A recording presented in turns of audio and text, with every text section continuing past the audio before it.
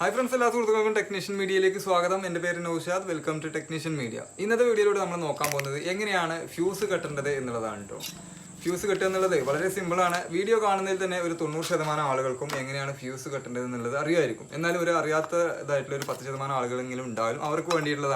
video. അപ്പോൾ ഒരു കാര്യം പറഞ്ഞുകൊണ്ട് നമ്മൾ വീഡിയോ തുടങ്ങുകയാണ്. ആരും തന്നെ ഈ ഒരു വീഡിയോ കണ്ടതിൽ നിന്ന് നിങ്ങൾക്ക് കിട്ടുന്ന അറിവുകൊണ്ട് മാത്രം വലിയ ട്രാൻസ്ഫോമറുകളിലുള്ള ഫ്യൂസുകളും അതേപോലെ തന്നെ വലിയ പൊട്ടിയ ഫ്യൂസുകൾ അങ്ങനെ ഡേഞ്ചറായിട്ട് കിടക്കുന്ന ഫ്യൂസുകളൊന്നും ഊരി കെട്ടാൻ നോക്കരുത്. വീട്ടിലുള്ള ഫ്യൂസുകളൊക്കെ കെട്ടി നോക്കാം കംപ്ലൈൻ്റ് ആയി കഴിഞ്ഞാൽ. അപ്പോൾ ഒരു ഫ്യൂസ് എന്ന് വെച്ചിട്ടുണ്ടെങ്കിൽ ഫ്യൂസ് നിർമ്മിച്ചിട്ടുള്ളത് പോർസലിൻ എന്ന് പറയുന്ന മെറ്റീരിയൽ കൊണ്ടാണ് ഇത് ഉണ്ടാക്കിയിട്ടുള്ളത്. ഇതൊരു നോൺ കണ്ടക്ടറാണ്. അതേപോലെ തന്നെ ഇതിൻ്റെ ഉള്ളിലുള്ള ഈ മെറ്റീരിയൽ ഉണ്ടാക്കിയിട്ടുള്ളത് ചെമ്പ് കൊണ്ടാണ്. ചെമ്പ് ഉണ്ടാകും, അതേപോലെ തന്നെ ബ്രാസിൻ്റെ അതുണ്ടാവും കേട്ടോ. പിന്നെ പറയുകയാണെന്നുണ്ടെങ്കിൽ എന്താണ് ഒരു ഫ്യൂസ് എന്ന് ചോദിച്ചിട്ടുണ്ടെങ്കിൽ ഫ്യൂസ് നമ്മുടെ വീട്ടിലുള്ള ഉപകരണങ്ങളും അതേപോലെ തന്നെ നമ്മുടെ വീട്ടിലെ വയറിങ്ങും കംപ്ലൈൻ്റ് ആയി പോകാതിരിക്കുന്നതിന് വേണ്ടിയിട്ട് ഷോർട്ട് സർക്യൂട്ടൊക്കെ സംഭവിക്കുന്ന സമയത്ത് ഫ്യൂസ് കത്തി പോകുന്നതിന് വേണ്ടിയിട്ടാണ് നമ്മൾ ഫ്യൂസ് വെക്കുന്നത്. അതായത് വീട്ടിലുള്ള ഉപകരണങ്ങൾ വാഷിംഗ് മെഷീന്, ഫ്രിഡ്ജ്, അതേപോലത്തെ ഉപകരണങ്ങളിൽ കംപ്ലൈൻറ്റ് വന്നാൽ, ഷോർട്ട് സർക്യൂട്ട് വന്നാൽ, പിന്നെ നമ്മുടെ വീട്ടിലെ വയറിങ്ങിൽ ഷോർട്ട് സർക്യൂട്ട് വന്നാൽ ഈ വയറിങ് മൊത്തത്തിൽ കത്തിപ്പോകാതിരിക്കാൻ, മെഷീൻ കത്തിപ്പോകാതിരിക്കുന്നതിനൊക്കെ വേണ്ടിയിട്ട് നമ്മൾ വെക്കുന്ന ഒരു സേഫ്റ്റി ഉപകരണമാണ് ഈ ഫ്യൂസ് എന്നുള്ളത്. ഓക്കെ. പിന്നെ പറയുകയാണെന്നുണ്ടെങ്കിൽ നമ്മുടെ വീട്ടിലൊക്കെ ഉപയോഗിക്കുന്ന ഇതുപോലെയുള്ള ഫ്യൂസുകൾക്ക് പൊതുവേ പറയുന്ന പേര് കിറ്റ്കാറ്റ് ഫ്യൂസ് എന്നാണ് കേട്ടോ. കിറ്റ്കാറ്റ് ഫ്യൂസ് എന്ന് വെച്ചിട്ട് ആരും ചിരിക്കൊന്നും വേണ്ട, ഇതാണ് ഇതിൻ്റെ പേര്, കിറ്റ്കാറ്റ് ഫ്യൂസ്. സുഹൃത്തുക്കൾക്കും വീട്ടിൽ ഇതുപോലെ ഒരു കട്ടിംഗ് പ്ലെയറും ഒരു ടെസ്റ്ററും വാങ്ങി വെക്കും കേട്ടോ. തപ്പാരിൻ്റെതാണ് ടെസ്റ്ററും കട്ടിംഗ് പ്ലെയറും. ഒരുപാട് പൈസ ഒന്നുമില്ല, ഒരു 100-300 ഉറുപ്പിക എടുത്താൽ ഇത് രണ്ടും കിട്ടും. അപ്പോൾ ജസ്റ്റ് ഫ്യൂസ് കിട്ടുന്നത് നിങ്ങളിന്ന് ഡെമോ കാണിക്കുന്നതിന് വേണ്ടിയിട്ട് ഞാനിതാ ഇവിടെ ഒരു ഫ്യൂസ് ഫിറ്റ് ചെയ്ത് വെച്ചിട്ടുണ്ട് കേട്ടോ. വെറുതെ ഫിറ്റ് ചെയ്തതാണ്. അതേപോലെ തന്നെ ഒരു വീട് വയറിങ്ങിന് ഉപയോഗിക്കുന്ന വയറിങ്ങിൻ്റെ വയറും എടുത്തിട്ടുണ്ട്. ആദ്യം നമ്മൾ ഫ്യൂസ് കിട്ടുന്നതാണ് കാണിക്കുന്നത്, അതിനുശേഷം കുറച്ച് കാര്യങ്ങൾ കൂടി പറയാനുണ്ട് കേട്ടോ. ആരും സ്കിപ്പ് ചെയ്യല്ലേ. അപ്പോൾ ഇതാ സ്ലീവ് കളയാ, സാധാരണ നമ്മൾ വയറിങ്ങിന് ഉപയോഗിക്കുന്ന വയറിൻ്റെ. അതിനുശേഷം ഇങ്ങനെ എടുക്കാം. നമ്മൾ ഫ്യൂസ് കെട്ടുമ്പോൾ മാക്സിമം 3 കമ്പി ഉപയോഗിച്ചിട്ടാണ് കെട്ടുന്നത്. 3 സ്ട്രാൻഡ് ഉപയോഗിച്ചിട്ടാണ് കെട്ടേണ്ടത്. വയറിങ്ങിന് ഉപയോഗിക്കുന്ന വയറിൻ്റെ ഉള്ളിലുള്ള 3 കമ്പിയാണ് നമ്മൾ ഉപയോഗിക്കുന്നത്. മാക്സിമം അത്രേ ഉപയോഗിക്കാൻ പാടുള്ളൂ കേട്ടോ. നമ്മൾ ചെറിയ വീടാണ്, കൂടുതൽ പോയിന്റുകളും കാര്യങ്ങളും ഒരുപാട് ലോഡൊന്നും ഇല്ലയെന്നുണ്ടെങ്കിൽ 2 എണ്ണോ 1 കമ്പിയോ ഉപയോഗിച്ചാലും മതി. കത്തിപ്പോകുന്നില്ല പെട്ടെന്നൊന്നും കേട്ടോ. എത്രയും കുറഞ്ഞ് നമ്മൾ ഉപയോഗിക്കുന്നോ അത്രയും സുരക്ഷിതത്വമാണ് നമ്മളെ വീടിന്. അപ്പോൾ ഫ്യൂസ് നമ്മളിതാ ഇതുപോലെ വലിച്ചാൽ കിട്ടുന്നില്ല എന്നുണ്ടെങ്കിൽ, അതാണ് മിക്ക ആളുകളും നേരിടുന്നൊരു പ്രശ്നം. ഇതുപോലെ വലിച്ചാൽ കിട്ടുന്നില്ല എന്നുണ്ടെങ്കിൽ പേടിക്കൊന്നും വേണ്ട. ജസ്റ്റ് ടെസ്റ്റർ ഒരു സൈഡിലിട്ട് കണ്ട് ഇങ്ങനെ പ്രസ് ചെയ്യാം. കണ്ടോ, വലിക്കുക, അപ്പോൾ കിട്ടും. ഓക്കെ. അപ്പോൾ അതിന് ശേഷം എന്ത് ചെയ്യാം, സ്ക്രൂ ജസ്റ്റ് ഒന്ന് ലൂസ് ചെയ്ത് കൊടുക്കാം. ട്രാൻസ്ഫോമറിലുള്ള ഫ്യൂസുകളിലൊക്കെ നമ്മൾ കെട്ടുന്ന സമയത്ത് ഇങ്ങനെ സ്ക്രൂ ഒന്നും ഉണ്ടാവില്ല കേട്ടോ. അപ്പോൾ വെറുതെ അങ്ങോട്ട് പിരിച്ചു കൊടുക്കുക ചെയ്യുക. ഇങ്ങനെ നമ്മൾ സ്ക്രൂ ഇല്ലാത്തതാണെന്നുണ്ടെങ്കിൽ ജസ്റ്റ് ഇങ്ങനെ പിരിച്ചു കൊടുക്കുക ചെയ്യുക. അങ്ങനെ കഴിഞ്ഞാൽ ലൂസ് കണക്ഷനൊക്കെ വരും. അപ്പോൾ സ്ക്രൂ ഉണ്ടെങ്കിൽ നമ്മൾ റിസ്ക് എടുക്കണ്ട, നേരെ സ്ക്രൂവിൽ ഇങ്ങനെ കയറ്റാം.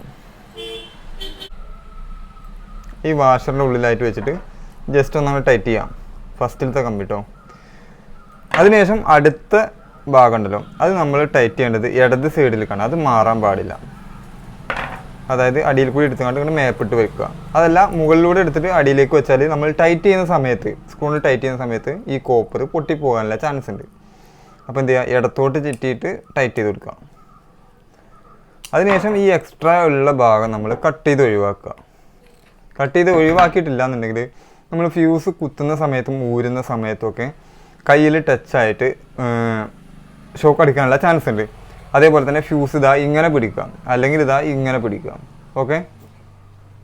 ഒരു കാര്യം പറയാനുള്ളത് എന്താ വെച്ചിട്ടുണ്ടെങ്കിൽ, ഇതുപോലത്തെ മീറ്ററിന് താഴെയുള്ള ഫ്യൂസ് പോയിട്ടുണ്ടോ ഇല്ലയോ എന്നുള്ളത് നമുക്ക് ഇങ്ങനെ ടെസ്റ്റർ വെച്ചാൽ തന്നെ അറിയാൻ പറ്റും കേട്ടോ. ഊരി നോക്കേണ്ട കാര്യമില്ല. 2 സൈഡിലും ടെസ്റ്റർ വെക്കുമ്പോൾ കത്തുന്നുണ്ട് എന്നുണ്ടെങ്കിൽ ഈ ഫ്യൂസ് പോയിട്ടില്ല എന്നാണ് നമ്മൾ മനസ്സിലാക്കേണ്ടത്. ഫ്യൂസ് പോയിട്ടില്ലെങ്കിൽ ചിലപ്പോൾ ഈ ഫ്യൂസിൻ്റെ കംപ്ലൈൻറ്റ് കൊണ്ട് കറണ്ട് ഇല്ലാതിരിക്കും. അപ്പോൾ നമ്മൾ നോക്കുക, ഈ സൈഡിൽ ഇങ്ങനെ വയർ വേറിട്ടുണ്ടോ എന്നുള്ളത് ജസ്റ്റ് ടെസ്റ്റർ കൊണ്ട് പ്രസ് ചെയ്ത് കൊടുക്കാം. അതേപോലെ തന്നെ ഇപ്പുറത്തും. ഓക്കെ. അപ്പോൾ ഫ്യൂസ് ഇതുണ്ടോ, ഇതിപ്പോൾ നല്ല ടൈറ്റായിട്ട് കിടക്കുന്ന ഫ്യൂസാണ്. മാത്രമല്ല PVCൻ്റെ ബോർഡാണ്. അപ്പോൾ വല്ലാണ്ട് മല്ലി കെട്ടി നമ്മൾ വലിച്ചു കഴിഞ്ഞാൽ ഒന്നായിട്ട് പറഞ്ഞു പോരും. അപ്പോൾ ടെസ്റ്റർ സൈഡിൽ ഇങ്ങനെ വെച്ചിട്ട് ഇങ്ങനെ തെക്കി കൊടുക്കുക. ഓക്കെ. കണ്ടോ, അങ്ങനെയാണ്. അപ്പോൾ നമ്മൾ ഫ്യൂസ് ഊരിയിട്ടുണ്ട്. ഈ ഫ്യൂസ് പോയിട്ടില്ല, അപ്പോൾ നമ്മളിത് കെട്ടേണ്ട കാര്യമൊന്നുമില്ല. അതേമാതിരി തന്നെ ഫിറ്റ് ചെയ്ത് കൊടുക്കണം. അപ്പോൾ ഇതാണ് ഇതിൻ്റെ ഇൻപുട്ട്. അതായത് ടെസ്റ്റർ വെക്കുമ്പോൾ കത്തും, ഈ ഭാഗത്ത് കത്തൂല കേട്ടോ. അപ്പോൾ ഇതാണ് ഇതിൻ്റെ ഇന്ന്. അപ്പോൾ നമ്മൾ എന്ത് ചെയ്യുക, ആദ്യം ഔട്ടിൽ കണക്ട് ചെയ്യുക, അതിനുശേഷം ഇന്നിൽ കുത്തുമ്പോൾ ഒരു സ്പാർക്കിംഗ് ഉണ്ടാവും. ആരും പേടിക്കൊന്നും വേണ്ട കേട്ടോ, ചെറിയ സ്പാർക്കിംഗ് കൊണ്ടൊന്നും. പ്രധാനമായിട്ടും പോവാറുള്ളത് മീറ്റർ ബോർഡിൻ്റെ അടുത്തുള്ള ഫ്യൂസാണ് കേട്ടോ. പക്ഷേ മെയിൻ സ്വിച്ചിനകത്തുള്ള ഫ്യൂസും ഇടയ്ക്കൊക്കെ പോവാറുണ്ട്. അപ്പോൾ പുറത്തുള്ള ഫ്യൂസ് നമ്മൾ ആദ്യം നോക്കുക, അതിനുശേഷം എന്ത് ചെയ്യുക, മെയിൻ സ്വിച്ചിനുള്ളിലുള്ള ഫ്യൂസ് നോക്കുക. അപ്പോൾ മെയിൻ സ്വിച്ചിൻ്റെ ഉള്ളിലുള്ള അടപ്പ് ചിലപ്പോൾ തുറക്കാൻ കിട്ടണമെന്നുണ്ടെങ്കിൽ നമ്മൾ മെയിൻ സ്വിച്ച് ഓഫ് ചെയ്യണം. ഓഫ് ചെയ്താലുള്ളൂ ഈ അടപ്പ് നമുക്ക് തുറക്കാൻ പറ്റുക. മെയിൻ സ്വിച്ച് ഓൺ ചെയ്തതിന് ശേഷം ഇതിൽ വർക്കുകളൊന്നും എടുക്കാതിരിക്കുന്നതിന് വേണ്ടിയിട്ട് മെയിൻ സ്വിച്ചിനകത്ത് തന്നെ ചെറിയൊരു സിസ്റ്റം ഉണ്ട് കണ്ടോ. ഈ ഒരു ലെഗ് ഇതിൽ വന്നിട്ട് കുളത്തി കിടക്കും നമ്മൾ കണ്ടോ. പിന്നെ ഇത് അയച്ചാൽ കിട്ടൂല, മെയിൻ സ്വിച്ച് താത്തിയാലേ ഊരിയെടുക്കാൻ കിട്ടുള്ളൂ. അപ്പോൾ അതിനുശേഷം നമ്മൾ എന്ത് ചെയ്യുക, കണ്ടോ മെയിൻ സ്വിച്ചിൻ്റെ ഉള്ളിലുള്ള ഫ്യൂസ് എന്താണോ, ഇതധികം ടൈറ്റൊന്നുമില്ല. ഇനി അഥവാ ടൈറ്റ് ഉണ്ടെങ്കിലും റിസ്ക് ഒന്നുമില്ല, ജസ്റ്റ് ടെസ്റ്റ് ചെയ്താൽ ഇങ്ങനെ വെക്കുക, ഇങ്ങോട്ട് വലിക്കുക, കിട്ടും.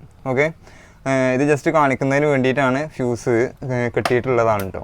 അപ്പോൾ മെയിൻ സ്വിച്ചിനകത്തുള്ള ഫ്യൂസ് ഒരു 3 കമ്പി ഇട്ട് കണ്ട് കെട്ടുക.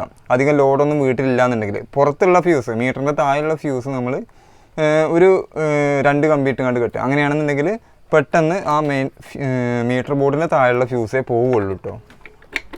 അതേപോലെ തന്നെ ഇതിപ്പോൾ വലത് സൈഡിലുള്ളത് ഫേസാണ്, ഇടത് സൈഡിലുള്ളത് ന്യൂട്രാണ്. അപ്പോൾ ന്യൂട്രലിൻ്റെ ഫ്യൂസ് പോവാതിരിക്കുന്നതാണ് നല്ലത്, പോകാൻ പാടില്ല ശരിക്കാണെന്നുണ്ടെങ്കിൽ ഈ ന്യൂട്രൽ ഡയറക്റ്റ് ചെയ്ത് ഇടുകയാണ് വേണ്ടത്. അപ്പോൾ എന്ത് ചെയ്യുക, നമ്മൾ കുറച്ച് കൂടുതൽ കൂട്ടിക്കെട്ടുക ന്യൂട്രലിൻ്റെ ഫ്യൂസിൽ. ഓക്കെ,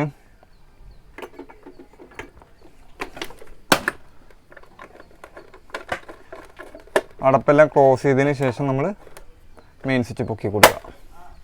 ഓക്കെ, അടുത്തതായിട്ട് നമ്മൾ നോക്കാൻ പോകുന്നത് ട്രാൻസ്ഫോമറുകളിലൊക്കെ ഉള്ള വലിയ ഐറ്റം ഫ്യൂസുകളാണ് കേട്ടോ, അതുപോലെ സെക്ഷൻ ഫ്യൂസുകളൊക്കെയാണ്.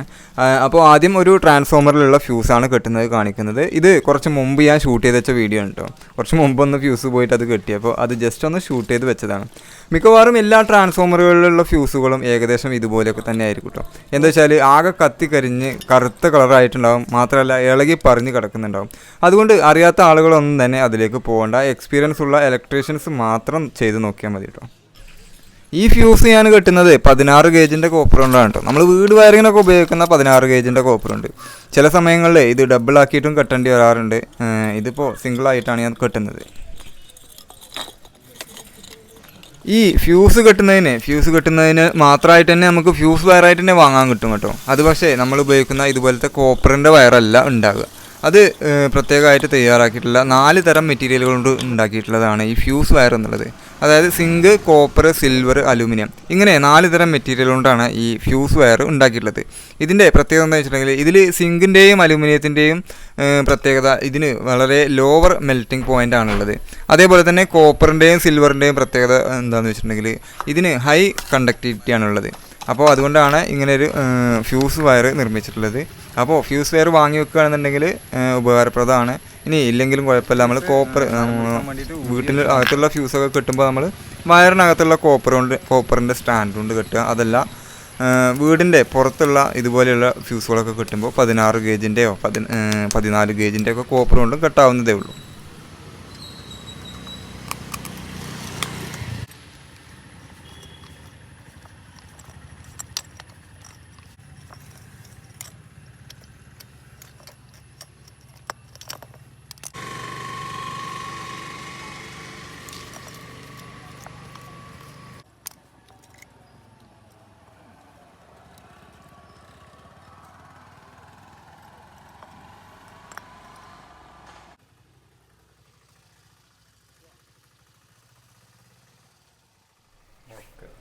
അപ്പോൾ തുടക്കത്തിൽ പറഞ്ഞ കാര്യം ഞാൻ ഒന്നും കൂടി പറയാനുണ്ടോ. ഈ ഒരു വീഡിയോയിൽ നിന്ന് നിങ്ങൾക്ക് എന്തെങ്കിലും അറിവുകൾ കിട്ടിയിട്ടുണ്ടെന്നുണ്ടെങ്കിൽ ചാനൽ സബ്സ്ക്രൈബ് ചെയ്ത് വെക്കുക. അതേപോലെ തന്നെ ഈ വീഡിയോയിൽ നിന്ന് കിട്ടിയിട്ടുള്ള അറിവുകൾ കൊണ്ട് മാത്രം ഡേഞ്ചറായിട്ട് കിടക്കുന്ന അതുപോലെ ഹെവി ആയിട്ടുള്ള വലിയ ഫ്യൂസുകൾ, ട്രാൻസ്ഫോമറിലുള്ള ഫ്യൂസൊന്നും കെട്ടാനാരും നിൽക്കരുത് കേട്ടോ. അത് എക്സ്പീരിയൻസ് ഉള്ളവർ മാത്രം ചെയ്യേണ്ട പണിയാണ്. അപ്പോൾ എന്താ പറയുക, പുതിയൊരു നല്ല വീഡിയോ ആയിട്ട് നമുക്ക് വീണ്ടും കാണാം.